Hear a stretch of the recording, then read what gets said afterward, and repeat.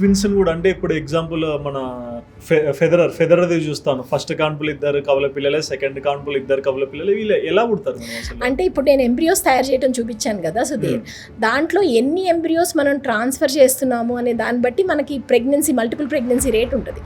నిజంగా మాట్లాడితే, న్యాయంగా మాట్లాడితే, రూల్స్ ప్రకారం వెళ్తే కనుక మనకి ఐవీఎఫ్లో కూడా 20% కన్నా తక్కువే ఉండాలి ట్విన్స్, కరెక్ట్గా మనం రెగ్యులేషన్స్ ఫాలో అవుతాయి. అంటే మనం ఏంటి, మంచి ఎంబ్రియో, టాప్ క్వాలిటీ ఎంబ్రియో ఒకటి పెట్టామనుకో, ఎస్పెషల్లీ యంగర్ ఏజ్ గ్రూప్ వాళ్ళకి, అండర్ 33, 34 వాళ్ళకి వై ట్రాన్స్ఫర్ టు ఒక్కటి పెట్టామనుకోండి, మనకు ట్విన్నింగ్ రేటు సిగ్నిఫికెంట్గా రెడ్యూస్ చేస్తాం.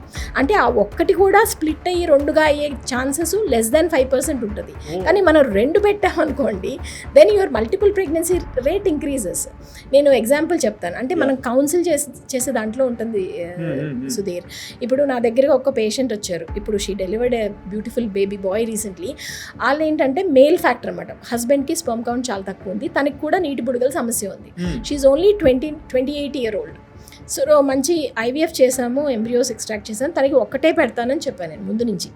రోజు నా ఆఫీస్లోకి రావడము ముందు నుంచి, మేడం 2 పెడతారా అంటే, లేదమ్మా నీకు ఇలా ప్రాబ్లమ్స్ ఉంటాయి, ట్విన్ ప్రెగ్నెన్సీలో ప్రాబ్లమ్స్ ఉంటాయి, ఇవన్నీ రోజు కౌన్సిల్ చేసేదాన్ని. వచ్చి ఒకరోజు బయట సెంటర్స్ అందరూ 2 పెడుతున్నారు మేడం, మీరు ఎందుకు పెట్టరు మేడం, 2 అంటే రోజు తను ప్లీజ్ అంటాం, నేను ప్లీజ్ అంటాం, ఇలా జరిగింది.